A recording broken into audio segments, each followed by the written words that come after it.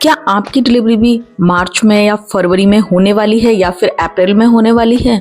तो दोस्तों ये वीडियो होने वाला है आपके लिए बहुत खास। अगर आपकी डिलीवरी अभी फेब एंड या फिर मार्च या अप्रैल में होने वाली है तो इसमें मैं शेयर करूंगी वो सारे टिप्स जो आपको इन दिनों फॉलो करने हैं। चाहे आपका 8वां महीना लग रहा है या 9वां महीना स्टार्ट हो गया है या फिर 9वां पूरा हो गया है और आप डिलीवरी होने की एकदम बॉटम लाइन पे हैं, तो दोस्तों ये वीडियो आपके लिए बहुत खास होने वाला है।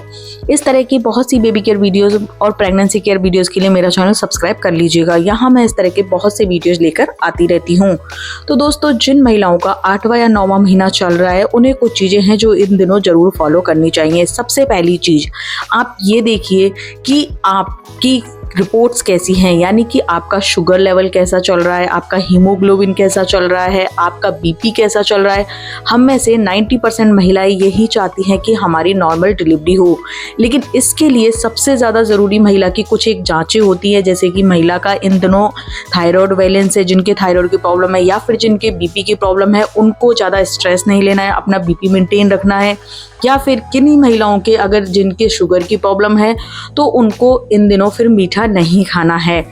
और इसी के साथ अगर आपका हीमोग्लोबिन कम आया है, यानी कि 11 से अगर आपका हीमोग्लोबिन कम आया है तो आपको आयरन की मेडिसिन तो टाइम से लेनी ही है। इसी के साथ अगर आप नॉर्मल डिलीवरी चाहती हैं तो आपको फिर इन दिनों आयरन की मेडिसिन के बाद कुछ खट्टा खाना है, खट्टे फल खाने हैं। इसी के साथ लोहे की कढ़ाई में बनी हुई जो फलियों वाली सब्जियां हैं वो खानी है, जिससे कि आप में खून की कमी ना हो और आपकी डिलीवरी सी सेक्शन तक ना पहुंचे। थायराइड की कमी है तो डॉक्टर से प्रिस्क्राइब किए हुए मेडिसिन आपको भूखे पेट लेनी है, तो थायराइड भी आपको बैलेंस करना पड़ेगा। इसी के साथ अगर शुगर ज़्यादा आ रहा है तो फिर आपको ऐसे में मीठा बिल्कुल ही अवॉइड करना है। साथ में आपको कुछ चीज़ें और फॉलो करनी है, जैसे नॉर्मल डिलीवरी के लिए आप प्रोटीन पाउडर लेती हैं, उसी के साथ आप दूध में 1 चम्मच घी उबालकर उसे पी सकती हैं, वो भी नॉर्मल डिलीवरी में हेल्प करता है। साथ में आप केसर वाला दूध भी इन दिनों पी सकती है। अगर आपको घी पसंद नहीं है तो आपका 9वां महीना लग रहा है या 8वां महीना चल रहा है, 9वां पूरा भी हो गया है, तब भी आप केसर के, अगर 9वां चल रहा है तो 6 से 7 थ्रेड केसर के अच्छे से दूध में बॉईल करके और गुनगुना सोने से पहले दूध पिए। तो ये तो आपको अपनी रिपोर्ट्स को नॉर्मल रखना है। अगर आपका बच्चा ब्रीच पोजीशन में आया है या आड़ा आया है, तिरछा आया है, इस तरह का आया है, फिर आपको फिजिकली बहुत ज़्यादा एक्टिव रहना है। जितना हो सके उतना आपको इन दिनों वॉक करना है। साथ में आप बैठ के पोछा लगा सकती हैं अगर आपके कोई पहले मिसकैरेज हिस्ट्री नहीं है और आपको कोई पोछा लगाने में दिक्कत नहीं है। 8वें महीने के बाद जब 9वां शुरू होता है तो महिला को उकड़ू पोजीशन में बैठ के पोछा लगाना भी बेहद फायदेमंद माना जाता है। इसी के साथ आप कुछ एक ब्रीथिंग एक्सरसाइज कर सकती हैं, जिनको आप कोई एक्सपर्ट से सलाह लेके कर सकती है या फिर YouTube वीडियोस में देखकर भी कर सकती हैं। लेकिन आप अगर कोई एक्सरसाइज कर रही हैं तो फिर आप एक बार डॉक्टर से कंसल्ट जरूर करें। कुछ महिलाओं के जब वो इन दिनों अल्ट्रासाउंड कराती हैं तो उनके एमनियोटिक फ्लूइड, यानी कि जिस थैली में बच्चा रहता है उसमें पानी की कमी आ जाती है। तो अगर आपके ऐसी आई है तो उसमें भी फिर नॉर्मल डिलीवरी में प्रॉब्लम होती है और सी सेक्शन की तरफ डॉक्टर को बढ़ना पड़ता है। तो उसके लिए फिर आपको पानी का इंटेक दिन में कम से कम 10 से 12 ग्लास पानी पीना ही है। बाकी आप लिक्विड इंटेक भी ले सकती हैं। अगर आपके बच्चे का वजन इन दिनों कम आया है, क्योंकि नॉर्मल डिलीवरी के लिए सारी चीज़ें मेंटेन होती है तभी डॉक्टर नॉर्मल डिलीवरी करते हैं, नहीं तो डॉक्टर्स को भी बहाना चाहिए कि वो आपका सी सेक्शन कर दें।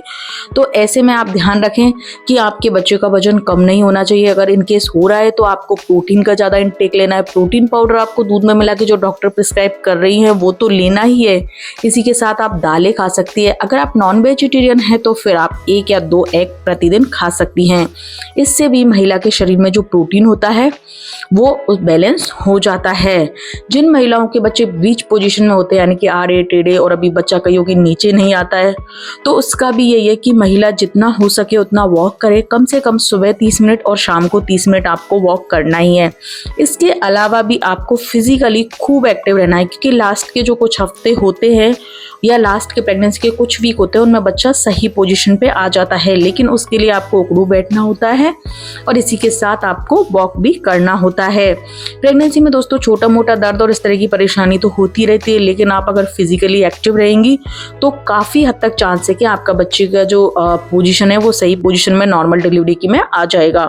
कई महिलाएं इन दिनों बहुत ज़्यादा खा खा के अपना वेट भी बढ़ा लेती हैं, तो आपको वेट मेंटेन रखना है। अगर आपका वेट मेंटेन नहीं रहेगा तो आपके फिर नॉर्मल डिलीवरी के चांसेस कम हो जाते हैं।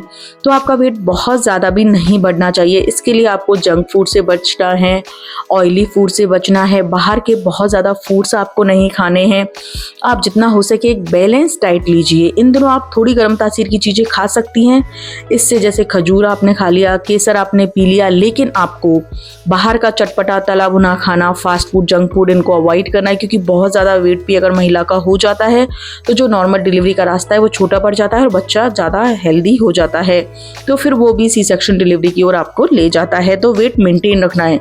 कुछ महिलाओं का वजन कम भी हो जाता रहता है इन दिनों, तो फिर उनको ऐसी चीज़ें खानी है जिससे उनका वेट गेन हो। इसी के साथ अगर आपका 9वां महीना लग गया है या 9वां महीना पूरा होने वाला है तो दोस्तों आपको हॉस्पिटल बैग तो पैक करके ही रखना है, क्योंकि इन दिनों आप कह नहीं सकते कि कब आपके पेन स्टार्ट हो जाए और आपको एडमिट होना पड़ जाए। इसी के साथ आप इन दिनों अकेली ना रहे। अगर आपका 9वां चल रहा है या 9वां पूरा होने वाला है तो अपने साथ हमेशा कोई एक ऐसा पर्सन रखें। अगर आपके हस्बैंड ऑफिस जाते हैं, आप न्यूक्लियर फैमिली में रहती हैं, कि आपको इमरजेंसी में अगर हॉस्पिटल जाना पड़े तो इमीडिएट आप उनके साथ हॉस्पिटल जा सको।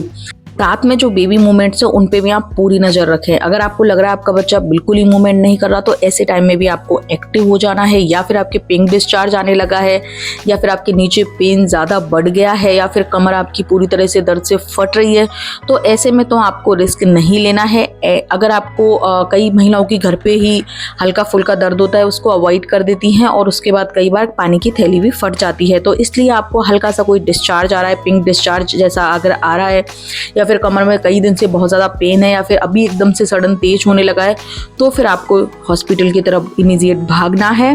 बिल्कुल भी आपको वेट नहीं करना है। तो दोस्तों ये सारी चीज़ें अगर आप फॉलो करती हैं, आपकी सारी चीज़ें मेंटेन रहती हैं, तो आपके काफ़ी हद तक नॉर्मल डिलीवरी के चांसेस बढ़ जाते हैं और आपकी नॉर्मल डिलीवरी ही होती है। तो ये सारी चीज़ें फॉलो कीजिए, खुद को तैयार रखिए और आपके घर में बहुत जल्दी नन्हा मेहमान आपके हाथ में होगा। तो दोस्तों आई होप आपको मेरा वीडियो अच्छा लगा होगा। अगर आपको मेरा वीडियो जरा सा भी अच्छा लगा हो तो वीडियो को लाइक कीजिएगा, चैनल को सब्सक्राइब कीजिएगा। मिलती हूँ बहुत जल्दी इसी तरह के एक और नई प्रेगनेंसी के वीडियो के साथ। Till then bye bye.